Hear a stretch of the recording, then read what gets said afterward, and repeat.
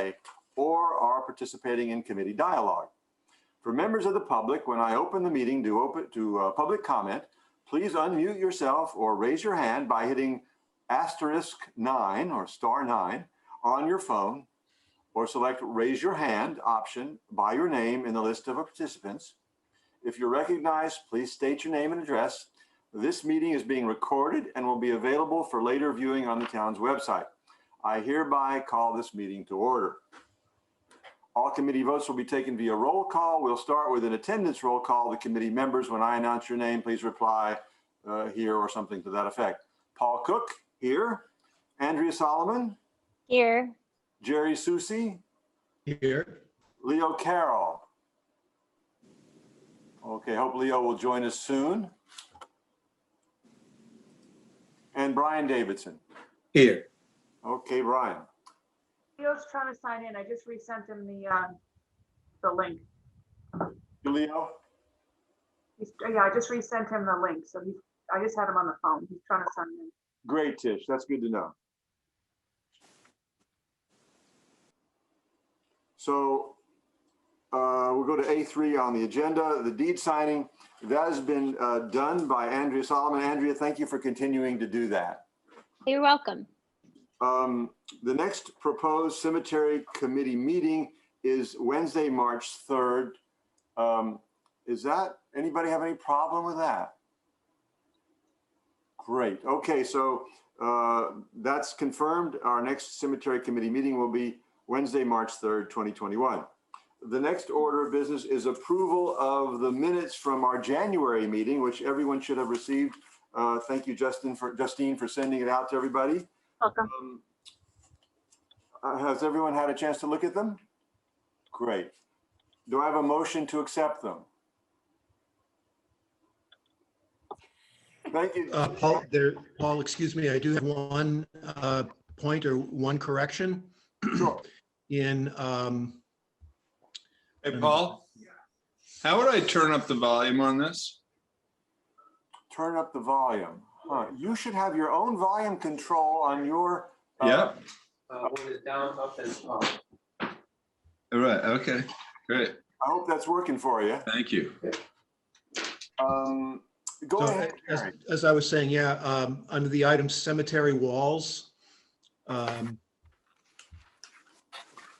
it's on one of the last pages. It's just, it references that Mr. Susi explained his thoughts, and this was actually Mr. Carroll. Okay. Justine has registered that, and she'll take care of it.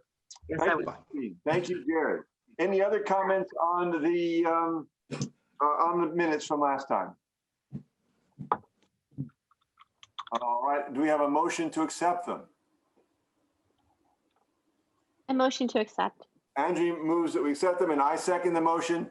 Let's have a roll call to accept them. Andrea?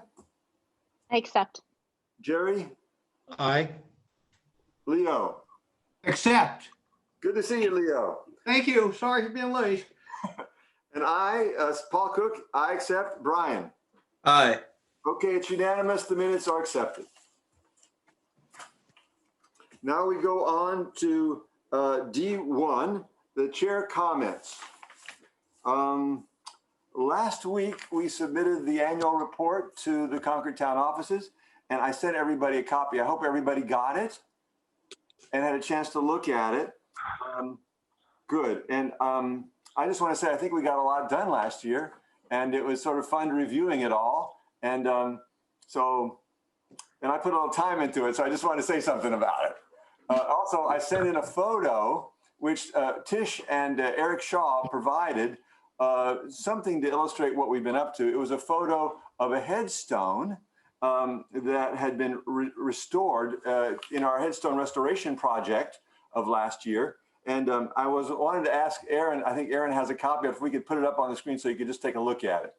Thank you, Aaron. This is the headstone. It belonged to Bathsheba Lee, who is buried in, I think it's in the Main Street Cemetery. Isn't that right, Tish? Yep.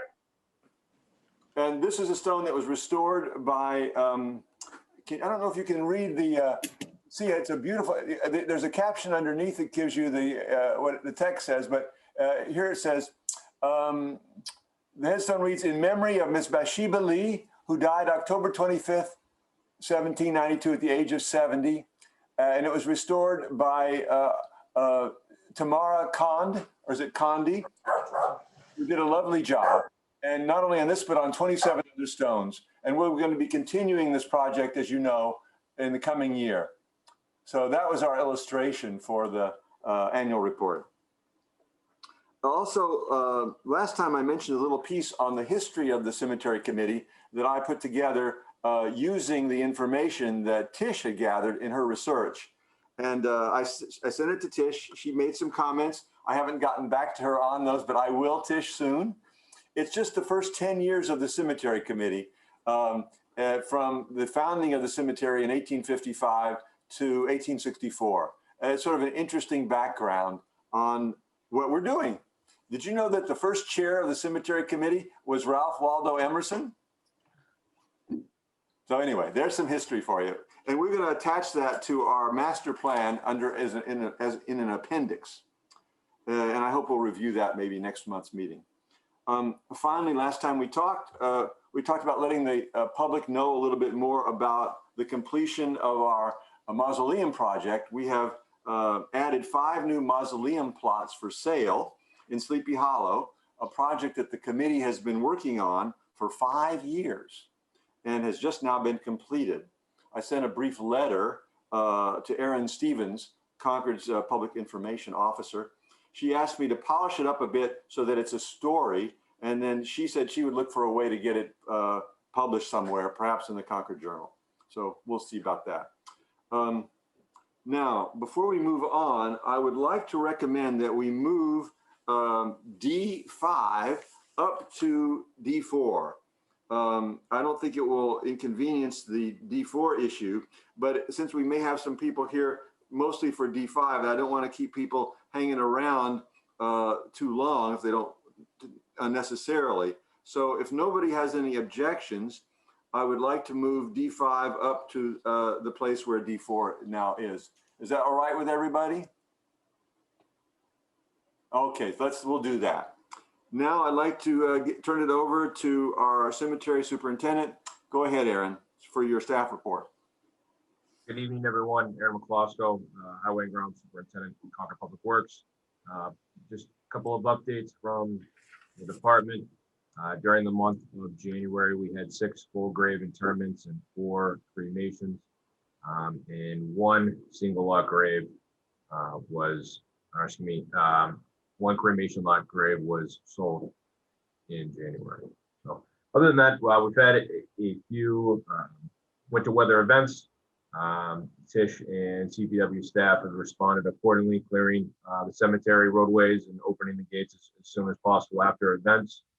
And other than that, it's been pretty quiet month of January within the cemetery. So not really too many updates from me. I don't know if Tish has anything she'd like to add.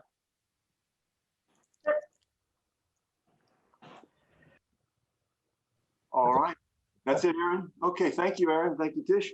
Let's go to D3, presentation of cemetery find with Ted Dooling of Boston Scanning. So during the last year, one of the committee priorities was to digitize and scan in all of the cemetery records and documents so that we have not only the asset management program that is usable by the department, but also can be accessed by the public to search records in case somebody would like to look up in a gravestone or anybody that's interred at Sleepy Hollow Cemetery. So the town had worked to procure these services from a specialized firm. Boston Scan was awarded the contract and has started working with Tish Hopkins, cemetery supervisor, myself, and some of the other members of the team to scan in the documents. And we've invited Ted Dooling here today to give a kind of a brief overview of where we are on the project and the status. We received a number of questions from the committee at the last meeting and gave an update. We had started that and we felt it was appropriate after meeting with Ted a couple of weeks ago to discuss with the committee kind of where we are in that process and steps we're moving forward. So I'm going to introduce Ted, and Justine, if you could allow him to share his screen if possible. And Ted, if you want to introduce yourself for the committee and the public, appreciate it. Thank you, Aaron, and good afternoon, everyone. My name is Ted Dooling, and I'm the owner of Boston Computer Scanning. We've been computerizing paper since 1992 and working with cemeteries for about 20 years now. So when we came into the Concord Sleepy Hollow, we had a wealth of experience, but every cemetery is new and every cemetery presents new challenges, and this was no exception. But the data was in good order, and we were tasked with basically taking your paper records, computerizing them at the cemetery so nothing had to leave, and then turning the paper records to intelligent searchable data. And we've completed that. We're now working on the mapping portion. If you would like, I can show you what we have put together in the cemetery find account. If I have share screen capability here, it looks like I do. Okay, so I'm going to share the screen now. Can everyone see this search burial page? Great, yeah. So this is where all your data is now. Now, the difficulty we had was that, and this is often the case, there's so many variables with cemetery records. In this case, there were two sets of records, one at townhouse, and then a more current updated one at the cemetery. So our task was to scan both sets of records and merge all of them together so that the new and the old, or the one from townhouse and from cemetery, were merged together for reference. And then the data was taken off of those and entered into the searchable database. So we did the scanning over, I think, 2 days, 1 or 2 days. And then we went back another day and scanned the maps. And the result is that after we keyed everything in, you can see over here where the cursor is moving around, it says we're at 10,151 burial names. So that's the amount of interments you have now. If any record were lost and misplaced, it would be found now since everything is intelligent. But I can tell you the records at the cemetery, I'm willing to bet there wasn't one record out of place. Everything was in order, and which is remarkable for paper records because you're talking about decades worth of history there. Wow. So in any case, the way this system is set up is it's set up for searching cemetery records specifically. So for example, I can start to type in a name like that. And as I type in a couple of characters, I get every variation of that. It's coachable. And the reason it's coachable is because of the many spelling errors that are inherent in paper records and because of the name changes that occur from generation to generation. So we tell our cemetery find customers, you can find any record within a minute's time, whether it's misspelled or misplaced. So this is a wildcard search I'm showing you now. And this is a last name search. I'm in the search burial page, which is the default page the cemetery find opens to when someone gets into one of the user accounts. And by the way, these are encrypted, secured login accounts that that the town is allowed to create for the town employees. So I type in ULLI with a wildcard in front and in back. It's going to come back and give me every record that has a last name with that anywhere in it. So it gives me 11 records. It shows me right here.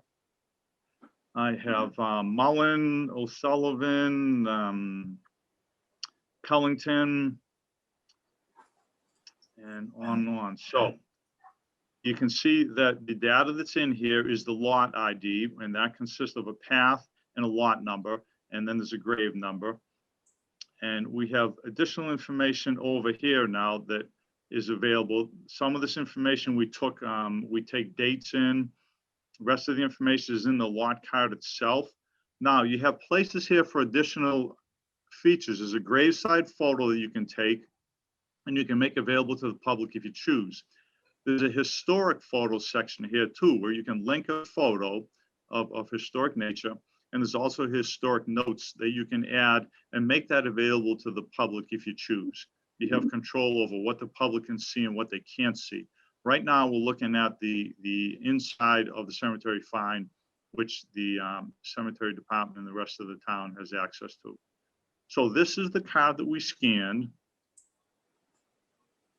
And this would have been the one from the cemetery. You can see it's a copy of the original one, and the original one from the townhouse would be on the second page. So we linked them together. Now you have a reference to all the original paper data. Now, if there was something written on the back of one of these cards, we would have scanned that as well.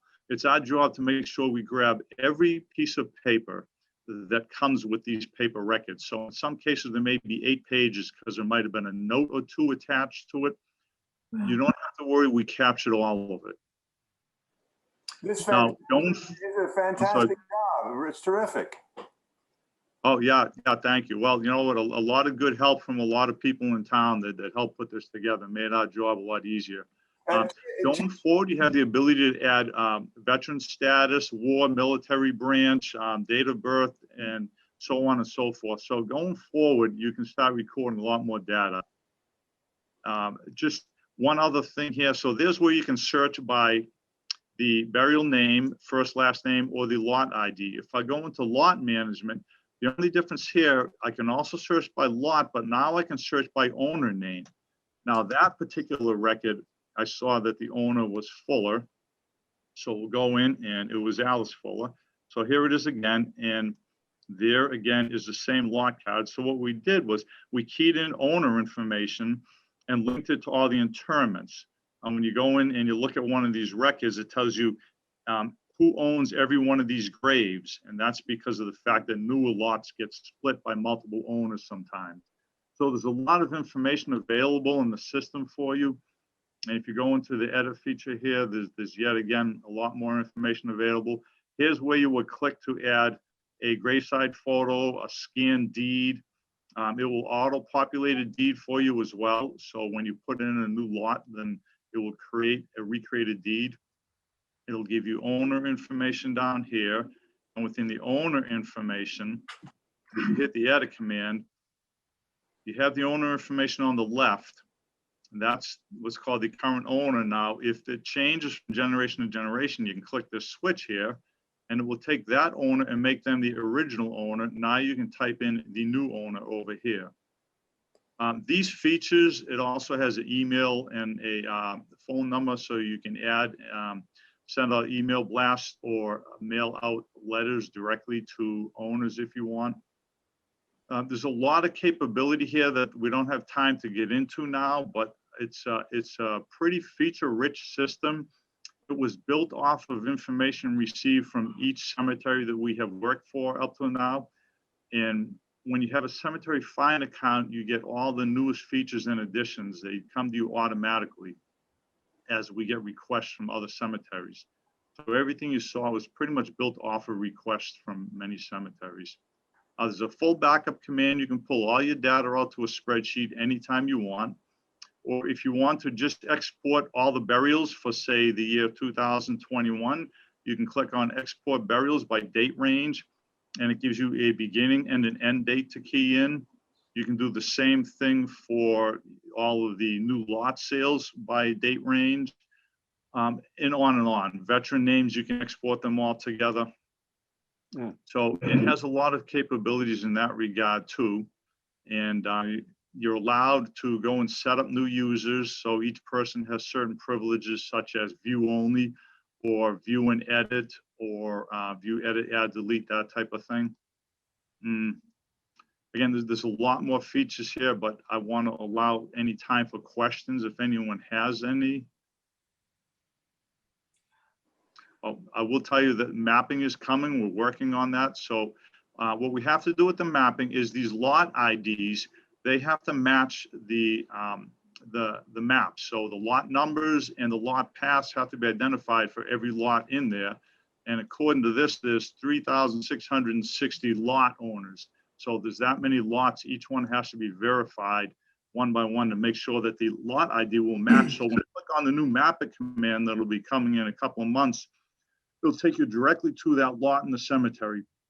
It'll also take you by navigation from the entrance to that selected lot, following along the paths and roads in the cemetery.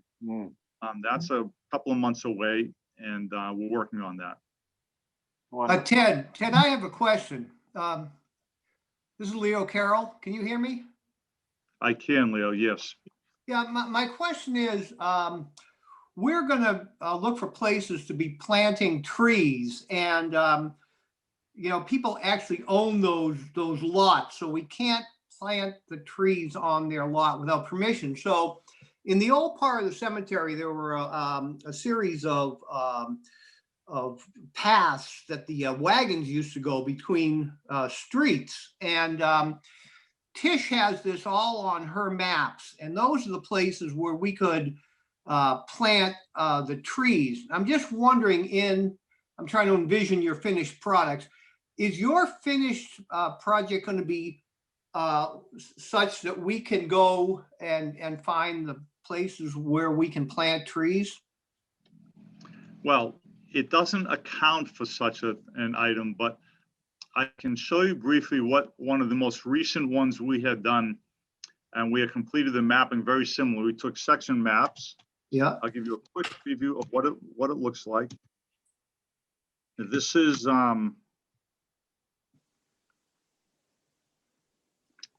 in Newport, Rhode Island, and it's no.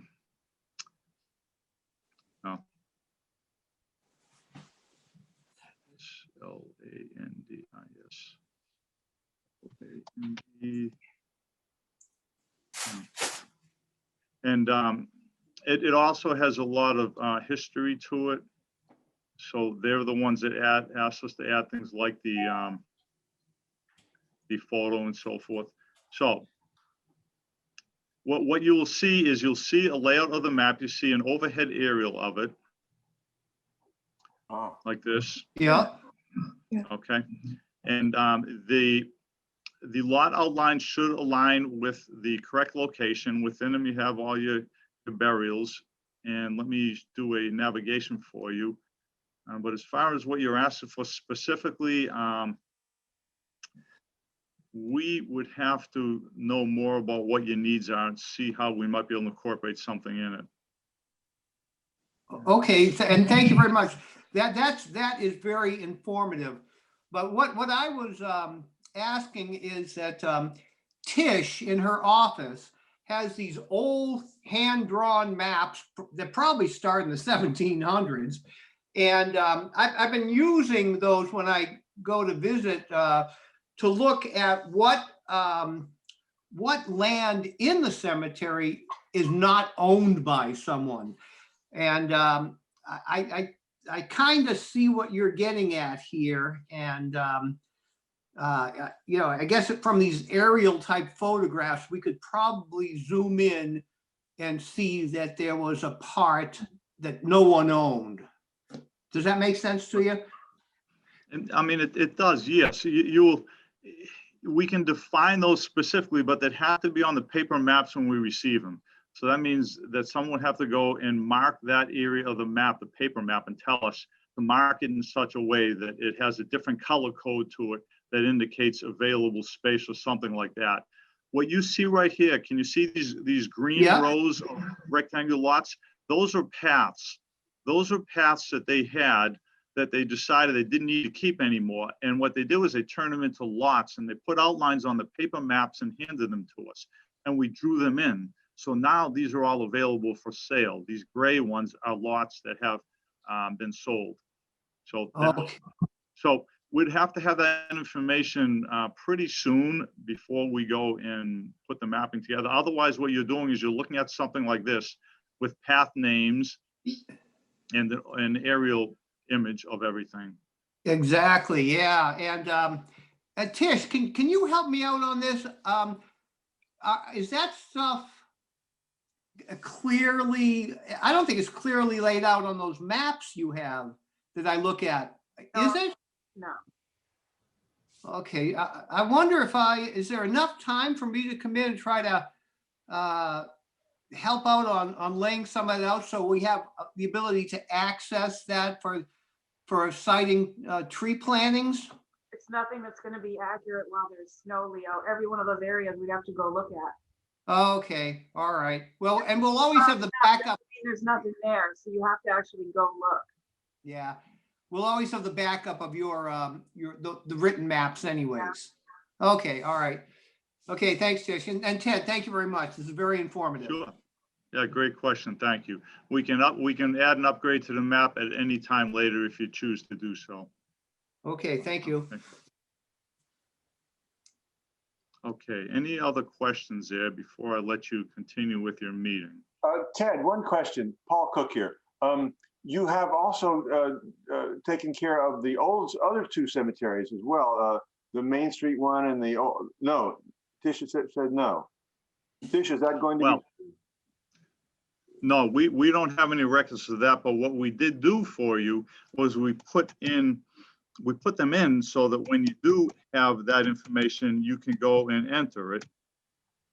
So there are, boy, once again, type it right. Let me show you what we did here. We knew about those several years back. So when we built the system, we put in all, I believe, 3 cemeteries. So right here, you have these 3 cemeteries. Right. So you can go to Old Burying Ground, and now you can just simply go in and add burial, and you can start adding records. Right. Is there is there a need to do that, or is that on in our plans to do that? Tish. I don't know. We did the maps. Our GIS guy, Peter, did the maps for both of those burying grounds a couple years ago. It's in some kind of, I don't know what format, honestly. I don't know enough about what he does to guess at what format, but he has all the information. The GIS guy has all the information, a list of burials and their locations in both burial grounds. I don't know how easy that is to incorporate into this. I have no idea. So I guess that's something we could talk about. We haven't, I don't think we've discussed that. I guess I assumed it was going to be, we would do all 3, but it's problematic because you don't have the same kind of records that you have for Sleepy Hollow. We don't have any records. It's a list of names. That's it. Yeah. And then there is a map that GIS guy did. Right. Pete did All right. 2 years ago. And just to follow up on that, I thought I read somewhere like in the 30s as part of, the work program, especially in the South Burying Ground, that they redid the headstones. And so that might not be accurately representative of where people are buried, but they put them more in rows and organized them as part of the work program. Your audio. So we Main Street, not so much in Old Hill, but Main Street did. Some had been displaced too after the 1938 hurricane and flood in the center of town. So that was something that they did. So they're not accurate locations, but it's where the headstones are. Yeah. That's what we have. All right. All right. All right. Good to know. Thank you, Ted, for information, and that you at least have provided us with that option if it ever gets around to that. Right, exactly. Right. So, okay. Well, if there's no more questions, I'm going to sign off here and thank you everyone for your time. Wonderful. I think you've done a wonderful job. Hats off to you. Yeah, Thank thank you. Appreciate Thank you. that. We enjoy our work, and this was a fun project, so thank you all. Thank you. Thanks, Ted. That should make your work a little bit easier, Tish. More accessible, maybe. I think you got a compliment there, and he said how remarkable it was that the records were perfect. Yeah. Hopefully they are. He said they were. There's no need to be hopeful about it. They were. Hats off to you. Thank you. All right. Let's go to the next issue, which is D4. We moved that today. We've moved D5 up to D4. So we'll put off the petition for the purchase of the 8 single graves till after we've done the notice of the ZBA special permit for 18 Windmill Hill. So, all right, I'll say a word of introduction to this. Put on my reading glasses here.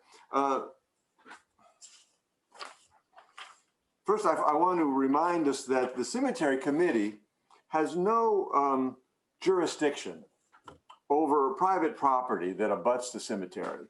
Our jurisdiction is about the cemetery itself and not only Sleepy Hollow, but Old Hill and South. this authority to deal with private property issues resides with the Concord Zoning Board of Appeals, the ZBA.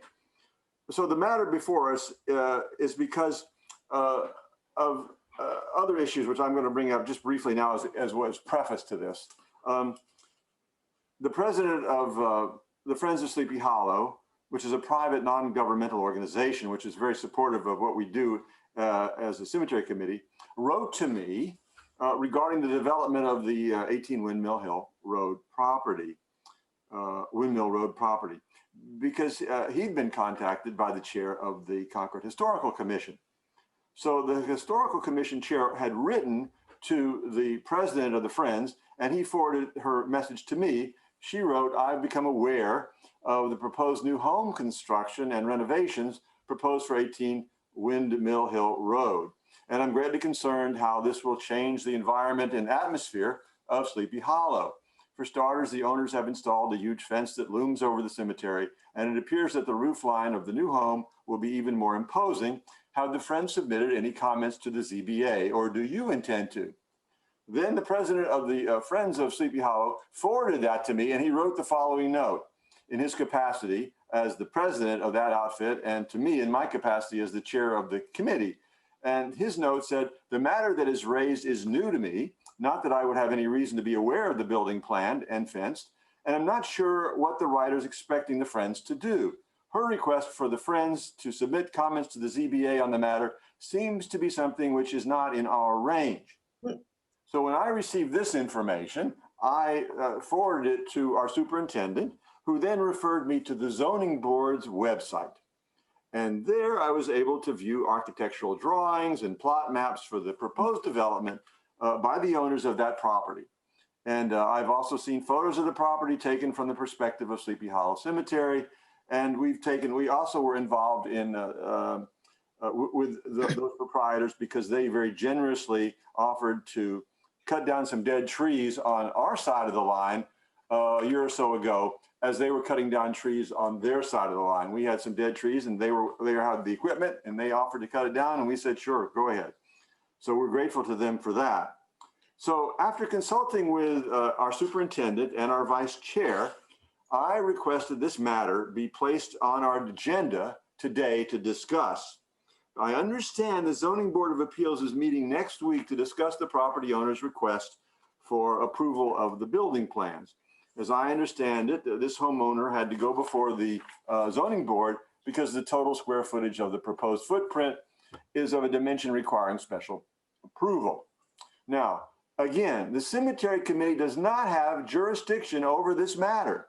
However, as an abutter to the 18 Windmill Road property, concerns about the effects of the new construction on the historical character or the tenor or the environmental, not environmental, but historical ambiance, however you want to phrase it.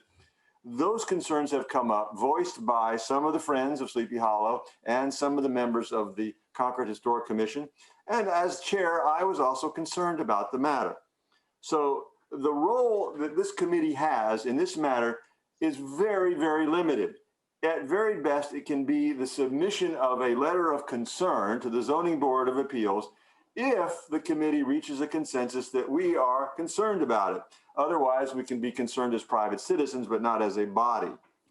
Now, before I go any further, let me just read a little bit from what I wrote in our September 2017 report to the co-chairs of the Envision Concord project. In that report, every committee was asked to send something in, and we talked about it. This is what I wrote about our vision as the Concord Cemetery Committee and for the cemetery going forward. Concord's 3 cemeteries constitute a physical testimony of the history of the first English-speaking settlement above tidewater in New England, a place where a significant portion of America's great cultural, religious, political, and literary heritage may be touched upon and remembered. Sleepy Hollow Cemetery, furthermore, was designed not only as a place to remember the past, but to be a setting for the refreshment and inspiration of the living.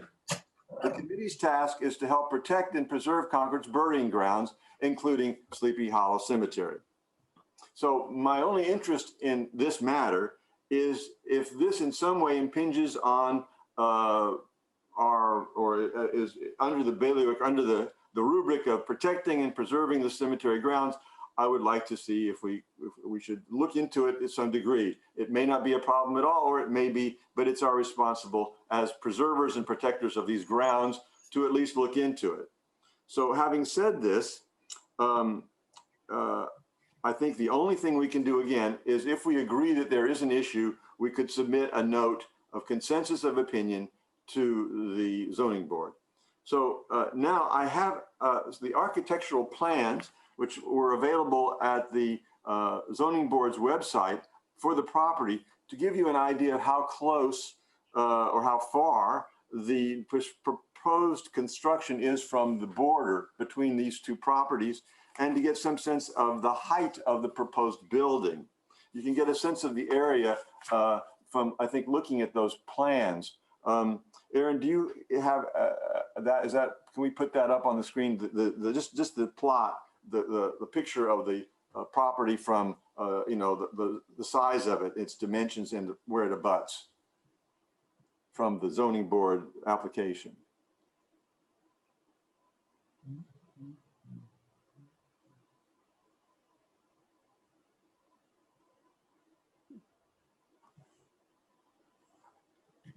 Thank you, Aaron.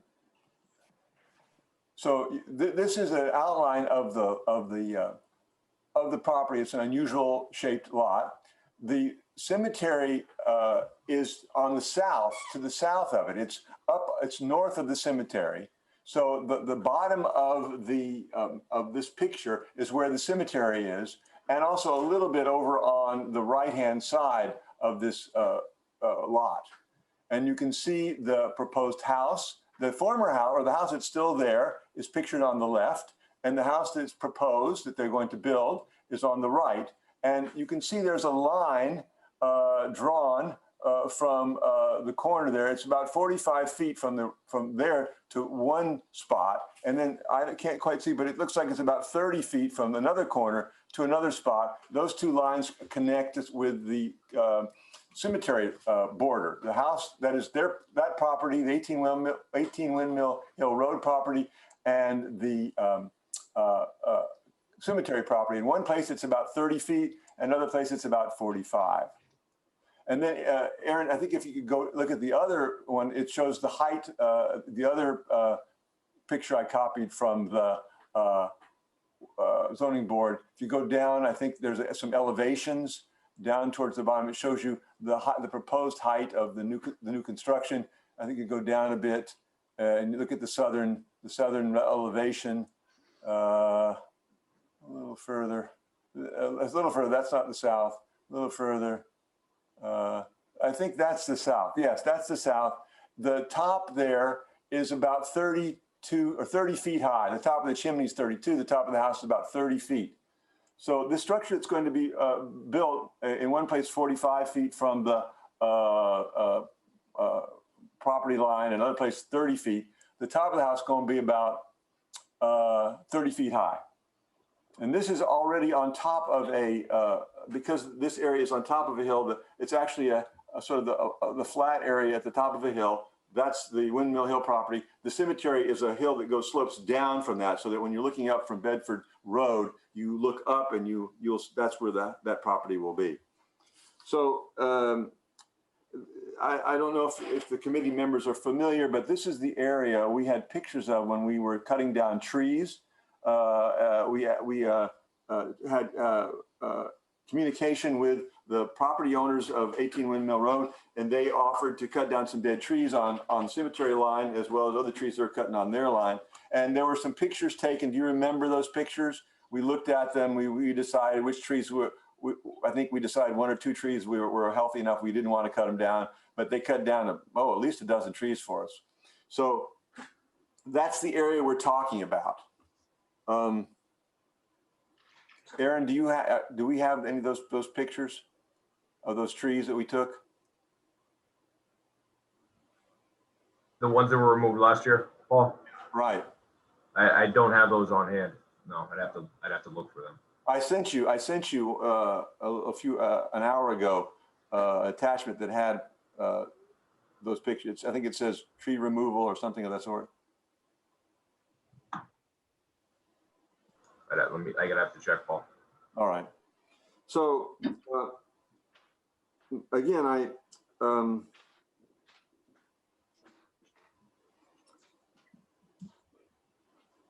my concern is that in some way, visually, the presence of such a structure so close to the border, looking upwards from Bedford Road or from that part of the old part of the cemetery, that visually may impinge on the sort of historical tenor or environment of the cemetery. It's the very popular, I think it's the third most visited historic site in Concord. It's a major historic landmark. And of course, as you know, Concord's Sleepy Hollow Cemetery is on the national record of historical landmarks. So that's the basis of my concern. I want to ask Andrea Solomon, our vice chair, for her thoughts on the matter, and then poll each of the cemetery committee members. And then I would like to ask if the property owner is here, if they would like to say something about the matter, and then open it up to the comments of the public. So Andrea, would you like to take it from here? Sure. Well, I have to say, I disagree with the characterization that the construction will be imposing at all on the cemetery. I noticed that, like, the fence is described as a huge fence that looms over the cemetery. I personally don't think it does. I think it's a really nicely done fence, well constructed, of high quality. I would say the wood does look light now, but that will weather and gray within a few years and will probably just blend into the background. I actually very much enjoyed the lights that they had on it during the winter. It brightened up the cemetery. I think that they have put a lot of thought into how their construction will impact the cemetery. And if you look at the plans, the actual house that will be visual, that you can see from the cemetery, is less of a structure than what is now than what you can now see from the cemetery. So the gable end of the new house is all that will be visible from the cemetery. It takes up a smaller area than the house that is there now. The house that is there now will not be visible at all from the cemetery. So if you're talking about what structures you can see when you're standing in the cemetery, I would say you will see less of a structure after they're all done with their construction. Also, they do have plans for for a lot of landscaping. So they're going to actually have trees planted on the other side, on their side of the fence, hemlock trees and arborvitaes that will grow very quickly, so that those will obscure the structure. So all we will see from the cemetery is the fence and trees. We'll actually see no structure once those trees grow in. Let's see. I would just, and I really don't have a problem with them putting up the fence. That seemed to be maybe what got people to notice something was going on there. But just the fact that people might feel entitled to look into my backyard would make me want to put up a fence. And I have to say, I do walk my dog around a lot of public areas, especially the parks in town. And I don't think there's a property I can think of that abuts a public park where there isn't a fence between that private property and the public area that we're allowed to go in. And really, with all the conversations and discussions we've had about how people use the cemetery and aren't always staying on the path that we'd like them to stay on, I just have no problem with having a fence there for someone to keep their own private backyard private. But I think too that more information and actual measurements can be discussed if the property owner is here, and I'm not sure he is. But these will also be discussed at the zoning board. And the zoning board, I noticed from their own website, which is available on the town websites, did do a site visit. So that whole board went to that property and took measurements and probably have questions that they're going to be able to answer with much more authority than we can answer. So that is really the venue for concern if anyone wanted to have more precise questions answered. Thank you, Andrea. Does anybody have anything they want to ask Andrea or their own opinion? Brian, let you go next. I want to poll each of us. Your own thoughts on the matter or responses to what Andrea said or I said? Well, you know, I mean, I can certainly understand people's concern. You know, any change it's always it can be alarming. I think I gravitate probably more to Andrea's position. I don't think there's a place in the cemetery where you can't see a house. So I'm not sure that I feel that just because there's a house there that it somehow destroys the historical nature of a graveyard. I mean, after all, you know, this particular area is over 200 years old in the center of town that has sprung up around it. So having a house there does not necessarily make me feel like the view is destroyed. I probably would support if we wanted to send a letter to encourage the board to consider the landscaping aspects. I've looked on the board website. I don't know if I saw a landscaping plan, but you know, it sounds like Andrea has some information, and so, you know, talked a little bit about how the different trees that would be used as a screening or as a way to break up some of the contours of the house. So I think I would say that I'm not particularly concerned about it, but if we did want to move forward, a letter to encourage landscaping to help screen the house to protect the historical nature, that's probably be where I'd be most supportive. Thank you, Brian. Jerry, would you like to say, comment on what anyone else has said before or have your own thoughts on the matter? Sure. Thank you, Paul. I guess, you know, as we've been talking about this, I've just been looking at the satellite view of Google Maps on this property just to kind of get some perspective. And you know, it appears kind of like as you're driving into town, so you've passed the bulk of the cemetery to the right, you know, kind of an unbroken view of the cemetery, and then you start, you know, kind of coming more into town. I guess overall, I'm fine with it. I think that, you know, it's inevitable that, you know, homes surround cemeteries. It sounds like there's intentions to be good neighbors. I also, you know, again, wonder about the level of impact. You know, if we were talking about some kind of structure that was situated somewhere that kind of had a really massive impact over a large part of the cemetery, that would be one thing, but that's not what I'm looking at here. So, you know, I guess I'm in line certainly with Andrea's comments, and, you know, appreciate the fact that she's had the opportunity to do a site visit and talk more extensively. So I'm fine. Okay, Jerry, thank you. Leo, Carol, would you like to say something in response to Yeah. or add something? Well, I've seen the whole process from the very beginning, and you know, I just think that it is, well, I'm an old curmudgeon, so none of us want to see change, but it's inevitable, and you know, as long as they're going through the proper process, I don't see any reason for us to get involved in making comments or writing a letter. It's not our bailiwick. Okay, Leo, thank you. And the other thing about it, there was a windmill. There was a windmill up there for years and years, and then what happened with they never made any money.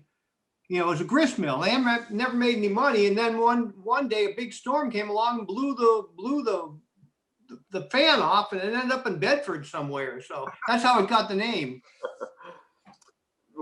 I want everybody to know that we have a real treasure on the cemetery committee, because Leo's father has the job that Tish now has. And there's not much about the cemetery that Leo doesn't know. I think he's actually knew Ralph Waldo Emerson too.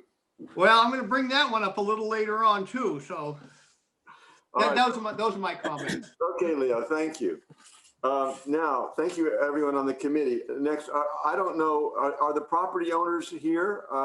Have they come to the Zoom meeting? No, all right. Then I would like to open it up. Can you hear me? No? Oh, Oh, yes. yes.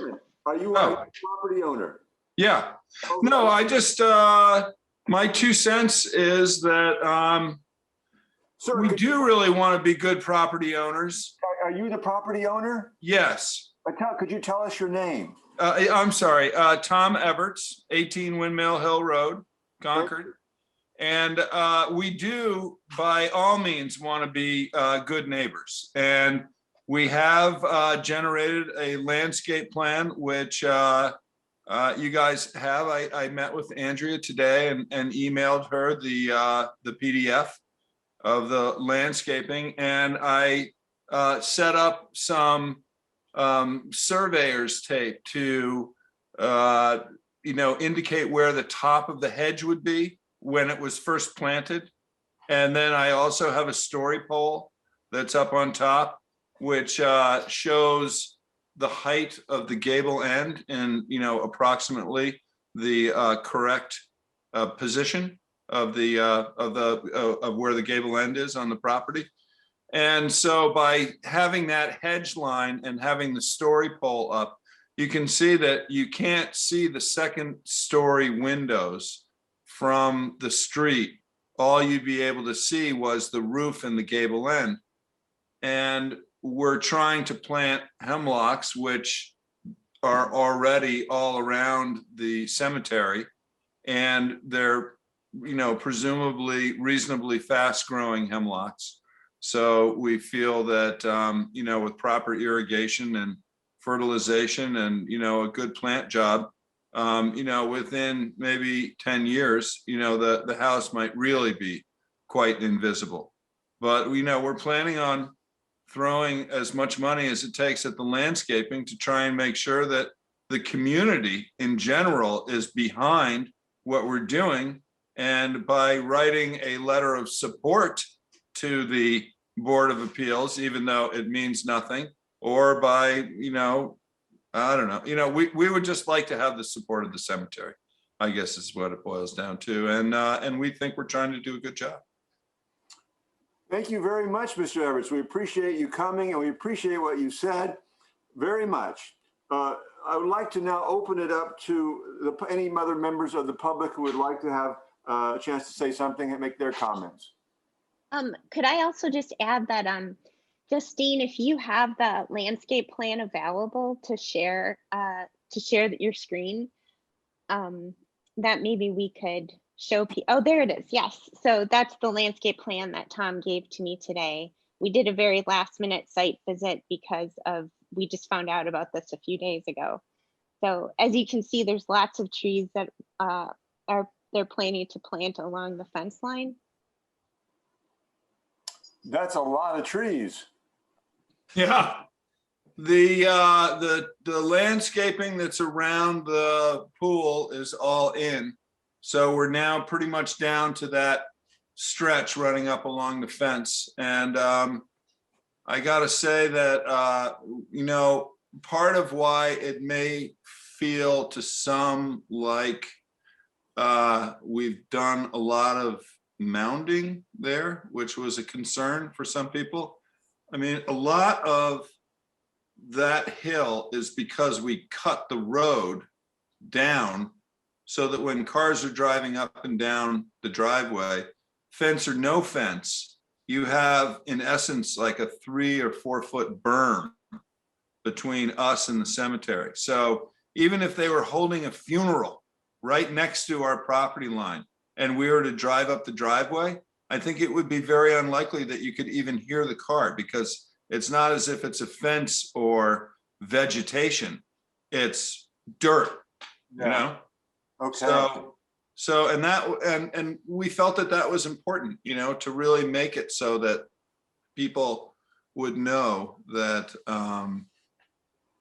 you know, folks like you would know that we were trying to do the right thing. Yeah, okay, very good, Mr. Edwards, very good. Thank you, that's very useful to see that landscape map. And you'll see that on the south side of the fence, if you take the time to, you know, dig down through the chart that's down below, right there, Yeah. you know, and you match up whatever those trees are. If you pull the screen, if you pull the plan down just a hair, you see TC.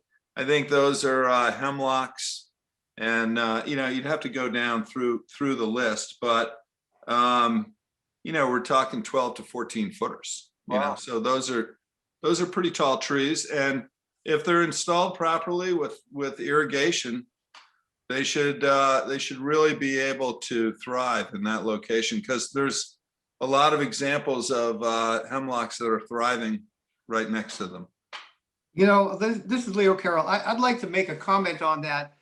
We are plagued with this woolly adalgid disease, and the hemlocks are actually dying. I would maybe revisit with your nursery people, because the survivability of the hemlocks in the cemetery right now is it's not good. Have you found the woolly adalgid in any of your trees so far? Tish, back me up on this, but I think we have it in every single tree over there. Really? Every hemlock tree has. Go ahead, Tish. Yeah, we're infested with it. We Oh, did you try are? a couple of treatments years ago. We did a couple of treatments. We did spray 3 different areas with a paraffin-based spray that's supposed to slow at least Yeah. not kill, not eradicate, but slow the growth of this thing. And without constantly doing that every year at a great expense, it's not going to matter, and it didn't matter. We've already removed quite a few of them. That sprayed. Yeah, we're infested. I was going to say that as well. Well, we've been very concerned about it also, and we've limited the number of hemlocks that we put in other locations. One of the reasons that I wanted to introduce the hemlocks into the lineup is because I was trying to blend our property in with the cemetery and not make it so that there was a you know, noticeable difference between the hemlock trees that are already there and the hemlock trees that They're great trees. I'm sad about it, but we're losing them all. Yes, we cut down on the Tish about 3 years ago. I think we cut down at least a dozen hemlocks up on the highest spot in the cemetery across from Arthur's Ridge. Yeah, it was a sad thing to do. And I think we've had a lot of, both Leo and Tish are absolutely right. It's not a good bet. Hemlocks are because of this disease.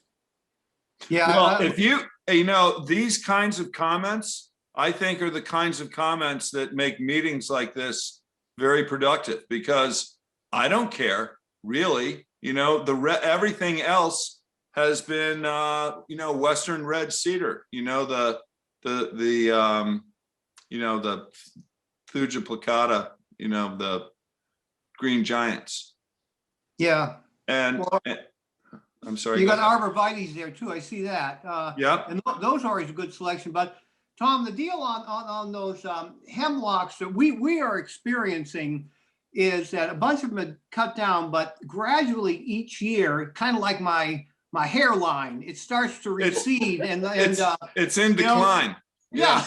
So the sun gets through and it starts burning the surface at certain times of the day, and now we're getting an erosion problem from it. So it was just my observation that it might not be a good idea to plant. Yeah. Well, I mean, you know, I will, you know, make some changes. I mean, what I want to do is plant something that is going to be here long after I no longer own the house, and that no one will want to cut down. So, you know, we'll think of something else, and we can revise the plan accordingly. Aaron, go ahead. One comment, Aaron McCloskey, Superintendent. I would just note here on your planting plan, it states that you're going to be doing Canadian hemlocks. I'm trying to do some fact checking here to see if the Canadian hemlocks are susceptible to woolly adengia as the eastern hemlocks that we have. All the hemlocks that we have in the cemetery in that area that Leo's referencing are eastern hemlocks. And the Canadian, I'm not sure if the Canadian hemlock is susceptible. I've been warned that all hemlocks are susceptible, but you know, I don't know. I'm not. I would obviously, you were working with a landscape architect on this. You might want to just check with them. Yeah. With Crowley and just determine and maybe get some professional recommendations on those. That'd be my advice. All right, this has been very helpful. I would like, before we proceed any further, to open it up to comments from the public. So thank you. This has been very helpful to have this picture of the landscape plan, and I thank you very much. Is there anyone who, I know several public participants. Yeah, hi, this is Tanya Gala, 62 Prescott Road. I did not join the meeting for this purpose, but since the discussion made me think of something, yes, I have noticed the fence. I was wondering if it interferes in any way with the animals and their sort of their motions and where they go or come from, and if so, can something, I don't know if that has been looked into, and can anything be done to make it easier for wildlife not have to change their patterns? Or just the thought occurred to me as I was listening to the discussion. I did not come for this purpose. I can tell you that in the back part of the cemetery, it's wide open to the woods that go way back, and all kinds of animals are in there. I don't think this property is particularly matters one way or the other, because there's just a way back as you go into the woods from the back of the cemetery. Yeah. I've seen foxes, and I haven't seen any deer, but I have seen fox, and so I don't think that from what I know, and again, Leo is the man to consult on this. I can't see how this construction would have. And furthermore, the cemetery committee has nothing to do with. That's not our bailiwick. Animal traffic in the except that we don't want wolves. Not your bailiwick. Well, wake up. There's already a stone wall there as well. Those trees that you see on the bottom of the driveway, there's already a stone wall that runs the length of that would, if anything was going to affect an animal from traversing where it wants to go, I think the stone wall would do more of that than the trees would. Okay. Oh. Yeah, I was talking about the fence rather than the trees, but yeah, great. I mean, thank you. Further comments from the public? Thank you, ma'am. Hi, can you hear me? Who's speaking, please? This is Melissa Sawfield. I'm the one who maybe you used a word that you didn't like. It loomed over the fence. I still have a problem with the fence, and I had never seen this landscape plan, which is pretty extensive and rather impressive. And I'd like to ask the homeowner, are any of the plantings going to be on the cemetery side of the fence? I once installed a fence on Lowell Road, and the HDC said to me that I was canyonizing Lowell Road by putting up a big fence. And at that time I had little children, and I defended it because I was very concerned about safety. But I've always felt rather guilty because there's no question my fence never receded anywhere. It's still very imposing. And I appreciate the fact that wood ages and it may change in color, but it is still an imposing fence. So my question is there a way to put some plantings on the side of the fence that faces the cemetery to reduce the impact of a pretty substantial fence? Can I respond to that? Yeah, please. I Hi, hope. Melissa, Tom Everts. I know, I'm very well aware of who you are. Yeah, nice to talk to you. Yes. I was talking to Andrea about this, and I know that the fence is bright right now, but we feel that as part of the landscaping plan, which it's not actually shown on the plan, our intent was to irrigate and plant a lot of ivy all along the base of the fence line. so that the ivy would then grow up over the fence, if you will. And if the cemetery wants us to put in a couple of trees on the other side, on the cemetery side, of course, we'd be more than happy to try and accommodate you there. Well, I have no business telling the cemetery what to do, but I would really encourage them to think about that because I appreciate that you have every right to do on your property. It's your property and it actually looks very beautiful. And but I just think the fence is a really strong statement and it's pretty hard to miss. And even if it turns gray, it's still going to be pretty hard to miss. And if the ivy grows up and you plant some trees along the way, it would help be less of in my opinion, I'm sorry, but it's my opinion, an eyesore. Mm-hmm. I understand.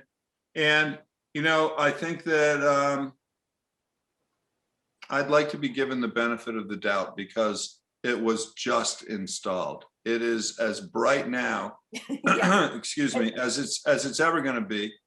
And I think with, vines growing up over it that are evergreen type vines, it will be, it'll look good. Much better, much better.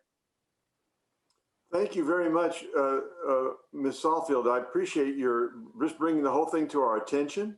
And it's prompted us having this gathering today. So thank you very much. And thank you, Mr. Everts. Mr. Plaza, Kevin, do you have anything you would like to say? You're the last member of the public with us today.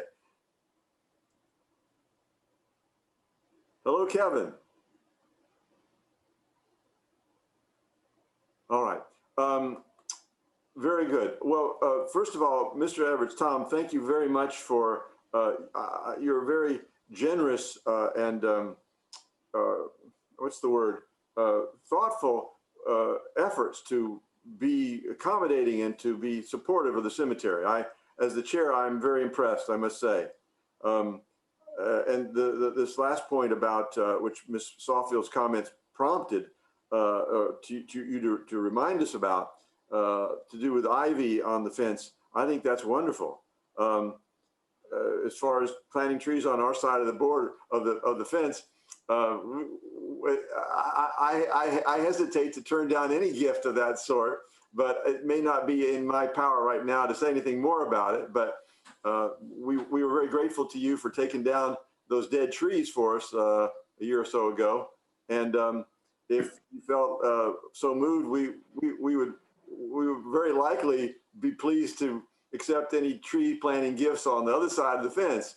But this is not our business right now, so I will not pursue it. Well, I would like to just sum it up by saying that, in my opinion, what's good for me is good for the cemetery is going to be, good for everybody. I mean, I really want the support of the community because we feel like, we've lived in Concord a long time.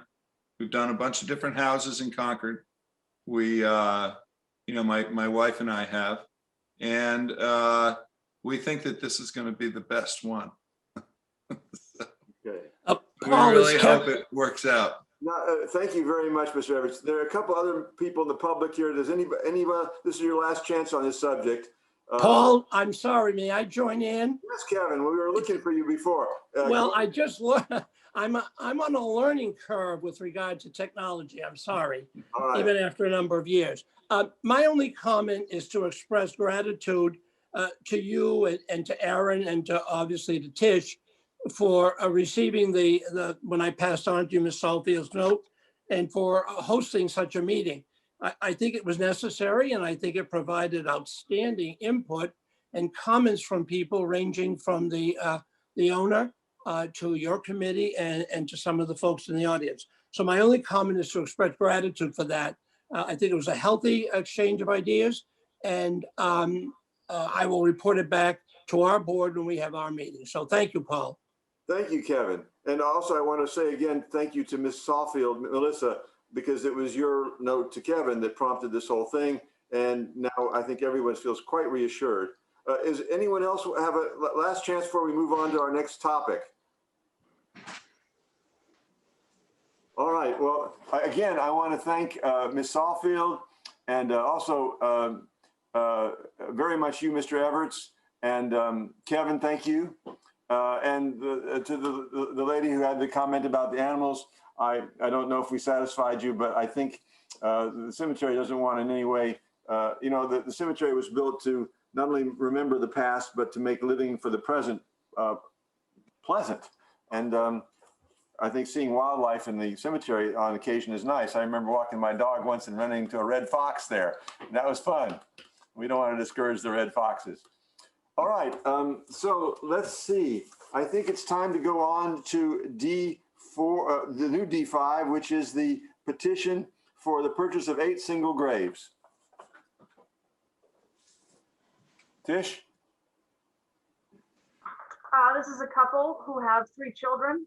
And as you remember, we changed in our regulation just a couple years back that you can purchase up to 6 graves without any type of permission, but anything over that has to be approved. So this couple has 3 children and they would like to purchase 2 graves for themselves and 2 graves for each of their children. So that would be 8. Tish, have you any comment about the matter? No, I think it's completely reasonable. Any members of the committee have any comment about the matter? Do we have a motion to accept the request? I motion to accept the request. Andrea Solomon motions to accept. Do we have a second? I'll second. Brian Davidson seconds. All right, now let's see. All in favor. Brian? Aye. Andrea? Aye. Jerry? Aye. Leo? Aye. And Paul? Aye. It's unanimous. Now, D6, update on committee's priority projects. The mausoleum lots, well, we've already talked about that. I'm still very excited after 5 years getting that accomplished. That's wonderful. Record scanning, we had a wonderful presentation on that, and I'm very impressed. I think we all were. Headstone restoration, we talked about that too. Anybody have any comments on any of these? I just want to add that it's always helpful to have goals because then you can reach them. You can get them. And we've had 3 goals here, the mausoleum lots, the record scanning, and headstone restoration. And I'm very happy to say that we've done them. We've set goals for ourselves and we got there. And I want to thank everyone involved, especially Aaron and Tish for their role in making these things happen. All right, let's go on to D7, the master plan continued discussion. The master plan that Andrea and a former member of the committee put together, I guess it was 2018, Andrea, wasn't it? Yeah, that master plan is something they recommended we revisit annually. And just so that we can have goals. The master plan calls for prioritizing goals. And we've been doing that. And what we have in D7 is 5 things, or are 5 things that we're looking at as the next set of goals. So we've attached a name to each one. Some of them are going to be more important than others, but I'd like to just revisit them as we continue to make them our aim. So the first thing is the reforestation management plan, which Leo is involved with, and he is, of course, doing this as the sort of working with our superintendent, Aaron McCloskey. We talked on it just a little bit tonight, earlier, but is there anything you want to add to this, gentlemen? Well, I don't think I'd call it a reforestation project. That sounds pretty grandiose to me, but the whole idea is just to stop the erosion on the surface. So I think just a tree planting, might be a better way to describe it. But the end goal of it is, in my opinion, to stop this erosion of the surface, the ground in the cemetery. And I took the liberty of reading some of our past meetings from years and years ago, and this has been on for quite a while. And so I don't know why, but we've it's not just us. I mean, I went back like 10 years ago, and we have failed to accomplish the goal of stopping or at least holding back some of the erosion. So I'm lobbying hard for something to put in there so we can get whatever it takes to stop this erosion. In my opinion, it's the biggest. In my opinion, it is the biggest problem in the cemetery right now. So anything we can do to elevate this, I think is smart, is a good thing for us to do. Oh, that's great, Leo. And that you're passionate about it. That is a very important thing, because you'll keep it on the front burner. We won't forget about it. I wanted to ask both Aaron and Tish if they had anything to say in response to your comment.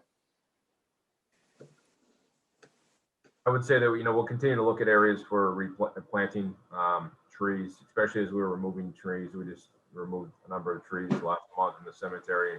There's a couple more to do throughout the winter as the weather allows, and in the springtime. And we'll continue to look for appropriate plantings for replacing those trees, and work with Leo on identifying the areas to try to get some ground cover to mitigate the erosion issue. We've been in a drought for a number of years, the last few years now. The lack of precipitation does not help with trying to get grass to grow, especially in an area that's not irrigated. So we'll continue to try to work on solutions and mitigate the issue.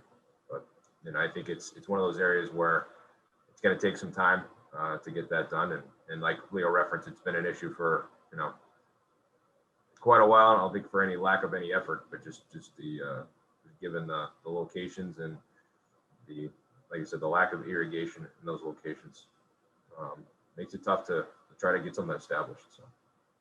Yeah, and let me comment. I'm just gonna back up what Aaron said. It's not that there's a lack of effort. There's no doubt in my mind about it. When you look at what Aaron and Tish did and in front of the Melvin family's lot, there was a huge effort that went into it. But as we see now, it's still struggling to get grass there. So I think we need to elevate this to a level where we get somebody like the University of Massachusetts Extension Service or something like that to help us understand what we're dealing with. I personally think this is a global warming issue, and maybe there are no immediate answers to it, but perhaps we've got to get away from the concept of having grass everywhere and find out some other types of plantings that can, hold things together and stop the erosion. But I know that the effort has been put in. That is not the question. It's just, do we have good answers? And maybe digging and doing all the hard work might not just be the right answer. We need to get help from somebody. What about that? Maybe your idea, Aaron, maybe we could contact the UMass Extension Service. Maybe they have some idea, or we could deputize Leo to go ahead and look into it, see what he can find. Yeah, I mean, I encourage any committee member to take on an initiative and to dig into it where we might not have the resources currently available within the department. So by all means, Leo, if you want to reach out, that'd be great. We send soil samples to them, to UMass Labs for analysis for some of our recreation fields. So. Oh, you do? Okay, so you send it for the recreational fields. Perhaps we can just add on some cemetery samples and get that information from them. Definitely could do that. Oh, good. Leo, well, thank you. Yeah. Leo, why don't you take the lead on that? I don't know exactly what to suggest, but you and Aaron maybe consult together what you can do. Okay, that sounds good. And see what kind of advice they'd give us. Yeah, that's good. Aaron, thank you very much. I didn't know that was happening, but that, of course, we're gonna have to wait till the ground thaws a little bit, but we'll send them on the next batch. We'll try to get some of the cemetery stuff in. And what I'm going to, and I feel like I'm hogging the meeting here, but what what I know we don't want to do is get into a situation where we have to fertilize and put all the grass seed and fertilize it and irrigate. That just is not reasonable in most parts of the cemetery. So we're going to have to come up with some other solution to the problem. Great, Leo. I think I think it's wonderful that you're passionate about this, and working with Aaron, I hope maybe you can come up with something, maybe through the UMass Extension folks. Great. Next thing is the Columbaria findings. This is Andrea and Jerry. You folks have anything you want to talk about? Well, we're hoping to meet this Saturday, but Aaron, I wanted to ask you, is that enough time for you to post it wherever you need to post it? Yeah, we'll get a subcommittee meeting posted tomorrow. As long as we get it posted by tomorrow at noon, that's enough time for you and Jerry to meet Saturday at noon. I don't have any staff available to meet you on Saturday though, so it's just gonna be you two. If you can take some notes, get it back to me. We'll get a okay. ready together. Yeah, so we're going to meet in the Knoll at 1 o'clock. That's great. Are you in touch with Hardy Doric? I'm not. I know we were going to check on that though, but I'll find out. We'll hopefully be able to update you on that next time. All right, that's great. There's movement there. That's wonderful. Jerry, anything? Okay. All right. Thank you, Andrea. All right. Let's see. Underdeveloped land use plan. Brian, anything? Yeah, continuing just to look at this issue, thinking maybe it would be a good either appendix or addition to our master plan and just kind of how we would format that. I've just been kind of looking at the different town websites about the improvements to the Reformatory Branch Trail. Those efforts continue, although I haven't seen anything in particular in the last couple of minutes about that, but I know the Bruce Freeman Trail folks still continue to want to expand their interest into the Reformatory Branch Trail. I did have a chance to walk the new trails, so the Trails Committee is kind of updating its maps. So has added a disclosure about the cemetery that Aaron shared with us last meeting. So he was kind enough to send that to me. I walked those trails. It made a lot of sense. 2 hours out there on a Friday, I came across about 26 people. So it's getting a lot of use. People are certainly enjoying it during this time. But definitely will. I don't know if I know we talked about signage last time, Aaron. Having winter and knowing Aaron's getting very little sleep, I don't know if there's been any movements on making those signs, nor do I think, we have to have those signs ready to go right this second, but I'll just. We haven't made the signs yet. So yeah.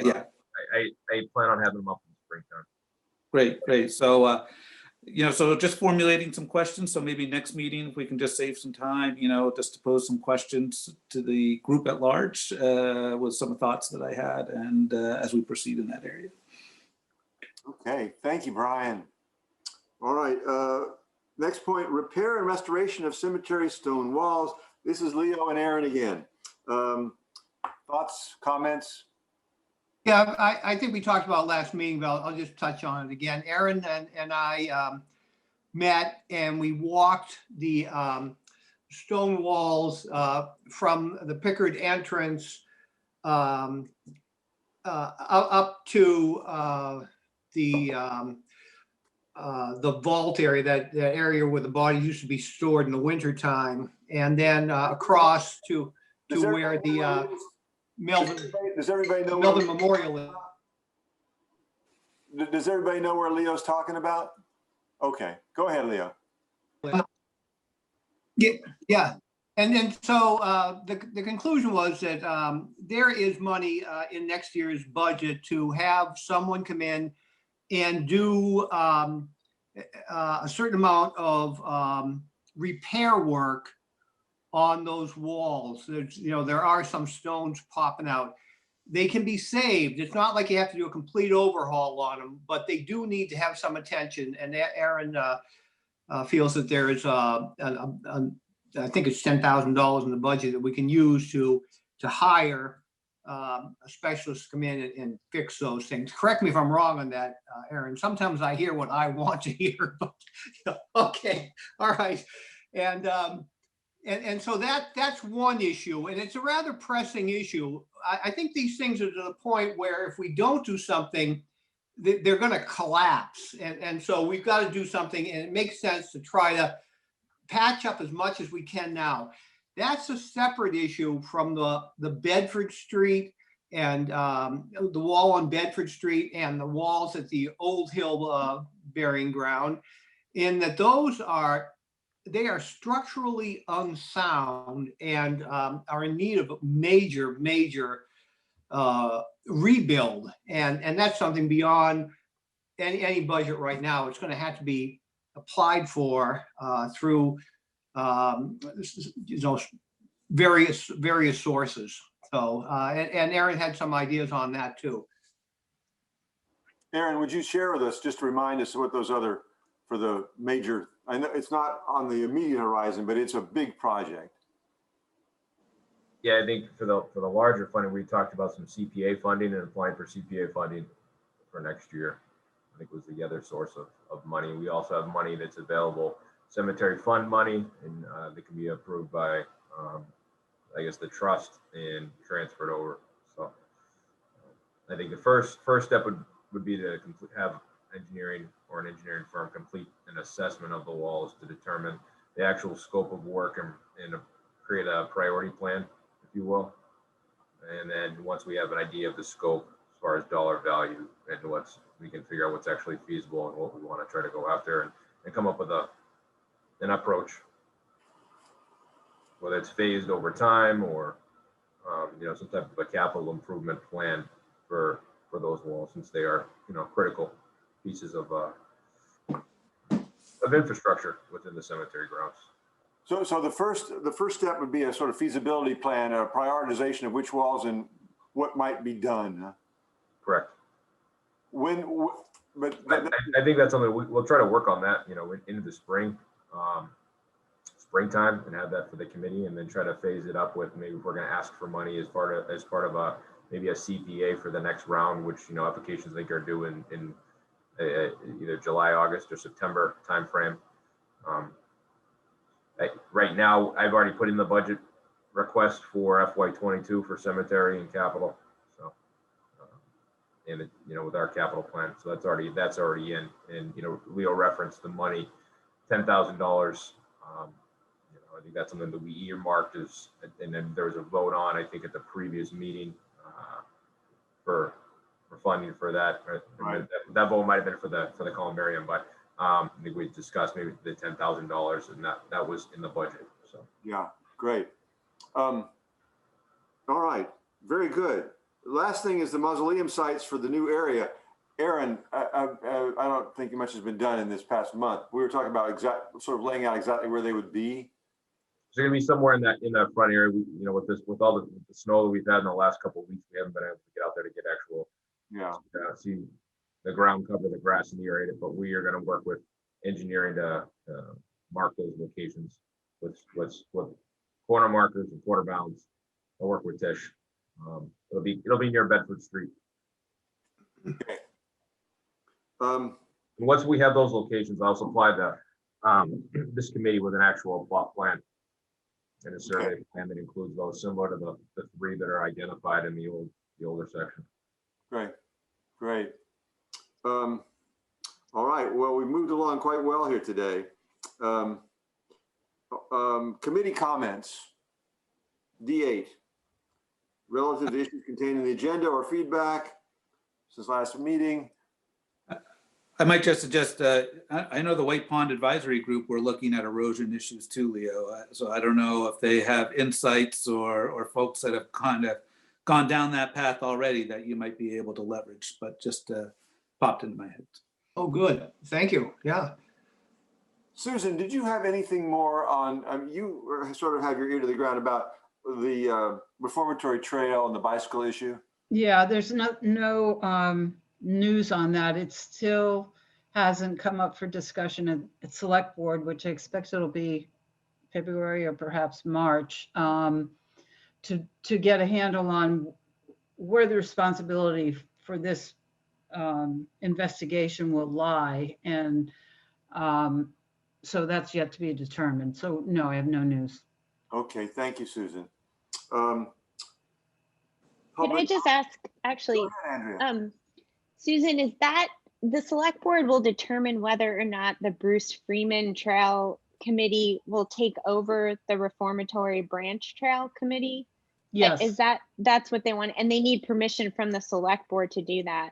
Their Is that charge right? would have to be changed because it's right now, it's just for the Bruce Freeman Rail Trail. And this is an additional trail that's not part of that circuit. So, And the Bruce Freeman people are intent on paving the Reformatory Branch Trail, is that right? I think we're not to that point yet. What has to be, I mean, that's part of the whole process. The first part is just saying who's going to kind of take charge of this. And then there's the public input, the input from the current users of the trail. I don't think it's I would say no, that it is definitely not a foregone conclusion that this is going to be a paved trail. It may remain exactly as it is. And that will be determined by the process that occurs once it's determined who's going to manage the process. So yes, it's not, I've heard a lot of comments about it's going to be paved, and that's, nobody knows what it's going to look like, but it's certainly not, at least I know that myself, I can't speak for the whole select board. I'm not going into this with any assumptions about what's going to happen, because there are too many stakeholders, and there's too much discussion that has to happen before. Now, keep in mind that Bedford won't even start their paving process till 2023. So that's when it starts, and it's going to take a while to get to the Concord line, but it's certainly, we need to start talking about it. But please don't assume anything about the end result. And I think, yeah, we'll wait and see who's gonna, because there are a couple of possibilities. There is a Trails Committee. There's also a Transportation Advisory Committee, which did just assemble a subcommittee for bikes, and it's mostly public safety people, but so we're trying to figure out what the best interchange is. The other issue sort of globally is that many committees are short members. So and actually I think Bruce Freeman is still short some members. I think they have a quorum, but they don't have full membership. So there's a lot of other factors that are going to come into it, but please don't assume anything is a foregone conclusion on this. Although it does seem more likely that if the Bruce Freeman Trail Committee takes over the Reformatory Branch Committee, that they'll want to pave it because they've paved everything That's what else. they've done. Yeah, well, there are a lot of issues around, even around that. I mean, I started thinking about this. The financing of the Bruce Freeman Trail was there was public financing, and the Trails Committee does an awesome job, and it's all volunteers. It's not, there's not a big budget for that in the, I can't imagine what the cost would be, number one. And number two, how would it be funded? Those are very big questions if that's something that people want. But I think it's going to be a long, and it'll have to be a very thoughtful and very thorough discussion that's not going to happen in 1 or 2 meetings. It's going to be, there'll be public forums, and there's a whole process to get there. Yeah, I hear what you're saying, since that's their expertise, and that's part of the question about who's the best body. Does it exist even, the best body to take this on or investigate it? Okay, thanks, Susan. Yeah, no, Susan, I have a question on that. So Concord now controls it, but if they hand it off to the Bruce Freeman group, which is composed from people all over this area, then Concord loses control over that asset. Is that a safe assumption? No, I can't definitively tell you that, Leo, but it is a town trail, and the Bruce Freeman Rail Trail Committee in Concord is Concord residents. So it wouldn't, there's a Bay Path Trail, I think is what it is, Yeah. that it's part of already. So it wouldn't, it would still be a town trail, Okay. to the best of my knowledge. I'm not gonna. Yeah. All You right. know, I think we all have some concerns about this, but this is not the right forum for it. So thank you. There'll be plenty of opportunity. It'll surely come up again, Leo, no doubt. Thank you, Susan. Ms. Galis, is that right? Yes, correct. Thank you. Yes, I wanted to follow up with some of Ms. Bates' comments, and I was in touch with Ms. Solomon about it too, through other venues. That one reason it looked like paving was the goal was because back in October, when Ms. Ackerman first mentioned it in the select board meeting, she made it very much sound like it was, the goal was to eventually just pave it through. And continue the Bedford's plans to pave it to Concord Center and Visitor Center and then there was in fact a letter written by the new co-chairs of the Bruce Freeman Rail Trail, which were only appointed in July and June, which did imply that it would be paved. I think now and very recent, in fact, just today, the documents have changed. So I think it is now going to be just a letter asking the select board whether they should take on the task. But up until now, there was a new charge proposed that didn't get discussed yet and stuff, which was very much paving oriented. And I wanted to just give this update because I just received it from one of the co-chairs of the Bruce Freeman Rail Trail Committee that tomorrow they will only discuss a letter to the select board asking if they should take over the project. So the paving emphasis has been toned down a little bit at this time, but it is not until now. No, I know. And Tanya, I'd love to see that letter. I don't know what their plan is. I was planning on going to the meeting tomorrow night, but it's on their webpage now, Susan. Okay. I've been at meetings, haven't checked it lately. I can forward it to you, but it's on their webpage, just posted today. Well, there certainly is a biking contingent in town who would really like to see people be able to commute from Bedford or from Concord into Cambridge.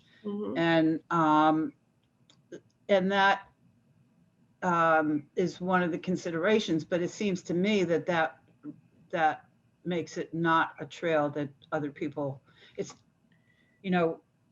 Bruce Freeman is very wide, and I've been on it, seems to be, there's room for both. Reformatory branch is not very wide, and there's some places where there's trees in the, it's a totally different thing. So and it has endangered species. I mean, I'm just sort of telling you my thoughts, and I really want the board to have a full discussion on who to charge with this. But there was a bike committee that came before or 2 years ago. Yes, that wasn't supported at that time. So I remember the bike committee, and they were more interested in safety for all bikers, which is a great thing. And also I happen to know some commuter cyclists who do not want the reformatory branch trail paved. So it's not that all commuters, and it's also used by children going to school and everything. So it is not really an issue between cyclists and pedestrians. It is really wanting to preserve the trail as is because it is already a multi-use trail. And also it has endangered species like the Blanding's turtle. Blanding's turtle. Yeah, Yeah. and all these points will be Right. discussed. But Just thank wanted- you. Yeah. Thank you very much. Thank you all very much. Thank you. Thank you, Ms. Galis. All right. I just wanted to say a little while ago, Susan mentioned that some of the committees they have quorums, but they're not full complements. They don't have everybody they need. That will shortly be the problem of the cemetery committee because your chair and your vice chair, our terms are going to be up May 31st. Are either of you eligible for another term? No, ma'am. We've both been around for 6 years, and though we've had a great time, I think the powers that be have said, "You folks move along, move along." So I wanted to let you guys know that if anybody knows anybody who's interested in being on the committee, tell them to come visit us. One of these, like Miss Galis has just done, and hang out with us for one of our meetings and see if you like what we do, because we could use. The committee could use it would be good to have a full complement. So your terms go through the end of town meeting, which will be June. I can't remember the exact date in June, but I assume that. Now we had to make a separate declaration. I'm struggling for the right word. Last year when town meeting was delayed, that people on committees would serve until the end, the close of town meeting. And normally that's in April and it's a natural progression. So I believe if it's not etched in stone yet, you can expect to be asked to serve until town meeting is over. But thank you for the heads up. And this is, I will keep an eye out, but wow. Yeah. All right. So that means we may have, Andrea, we may have a little longer than May 31st. We might last, who knows, August 1st or something like that. But anyway, you guys, we're going to have to move along eventually, probably before the summer's over. So if you know anybody you'd like to invite to just participate like Ms. Galis did today, and you too, Ms. Galis, if you're interested, you have to fill out a green card over at the townhouse. And show up a little bit. If you're interested, we're looking for a couple of new people before too much longer. All right. Follow-up items. Leo's going to look into erosion measures with the folks at UMass Extension Service. Yeah. And Aaron and his survey team are going to mark out some locations when the snow melts or at some time before too long. For the two mausoleums over in the new section. The subcommittee for the columbarium is going to meet. We'd love to hear about that. And perhaps, Leo, I think we talked about this, but you and Aaron maybe a prioritization of Stonewall issues. I don't know. I think you already picked out, maybe you've already taken that walk. We did. Yeah. Have I left anything out and things to follow up on? Did we want to offer like a letter or opinion to the zoning board about how the cemetery committee feels about the proposed construction at 18 Windmill? Or should we just leave it? I don't want anyone like from the front showing up and saying that they, there seems to be some confusion about the Friends of Sleepy Hollow and the cemetery committee. So I don't want anyone misrepresenting. I hope we straighten that out today, but it's possible that somebody still may be confused. I don't know. What do you guys think? Do you want to send a letter in support or you want to just leave it alone? I'd like to, I think we're better off just leaving it alone. If they have, if they've followed all the rules, I'm not sure anything from us helps at all. Yeah. And in fact, it might just confuse. Yeah. Anyone else? Yes, Aaron.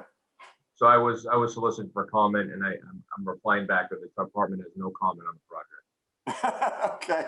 And that's just the department. I'm not speaking for the cemetery committee. Okay. Right? Cemetery committee can y'all vote to as you see fit, but from a department level, I'm not providing any comment either way. I'm just saying no comment. We review the plans and we have no issues, so.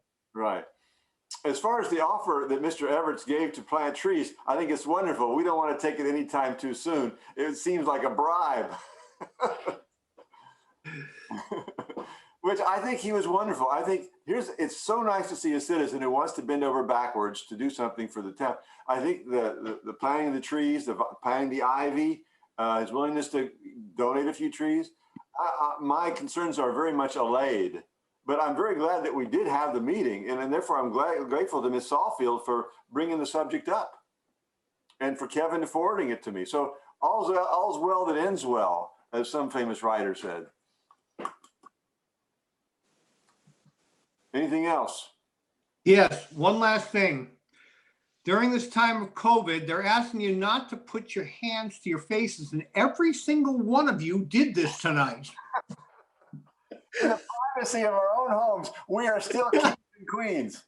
But we can all see it. That's what the problem with these Zoom calls is. Yeah. Well, listen, God bless you all. It's been great seeing you. Do we have a motion to adjourn? And I moving motion to that we adjourn. adjourn the meeting. Oh, We got too many motions there. Andrea motions. Would you like to second it, Leo?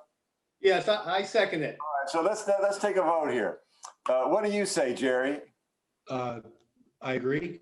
Okay, Aye. Jerry wants to adjourn. Brian, how about you? A robust aye.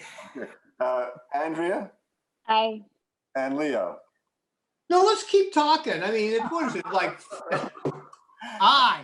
Hi, and I We're will say aye as well. It's nice seeing you, Ms. Galis. Thank you very much, Justine, Tish, Susan, thanks for coming. Aaron, great to see you. Until next time. Bye, everyone. Bless you all. Thank you. Bye.